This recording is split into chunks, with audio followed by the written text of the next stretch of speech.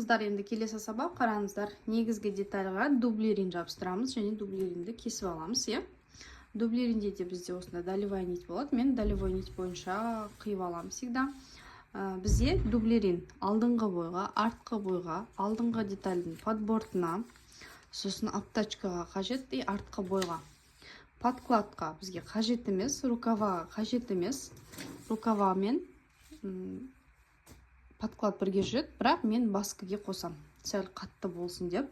Сіздерге өз еркіңіз, қоспасаңыз да әдемі болады, өйткені складка болады, мата өзі де қалың, бірақ маған қосқан ұнайды. Қосқанда қақиып тұрады, әдемі болып тұрады, сондықтан мен қосамын.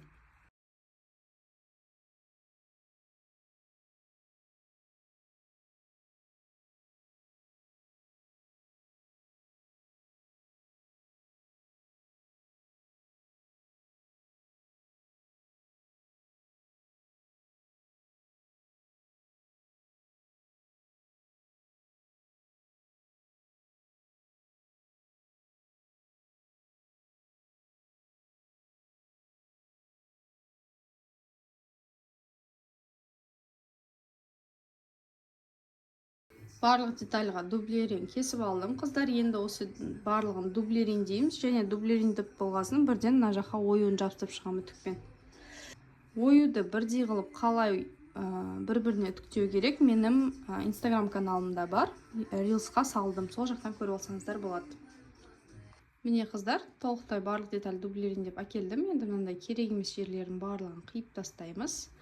Міне подборт, алдыңғы бой, нақтыда бар баска и артқы бой.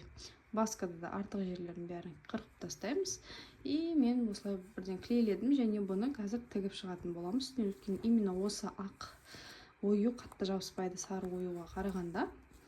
Мынандай сары шетімен былай айналдыра тігеміз. Сары жіппен тіксеңіздер болады, немесе арнайы прозрачный лескімен болады ғой. Вышивкаға арналған. Сонымен де тігіп шықсаңыз көрінбейді. Мен всегда соны қолданамын. Енді артық керек емес жерлерін қиып тастап, осы оюды бірінші тігіп аламыз. Сосын келесі сабаққа көшеміз.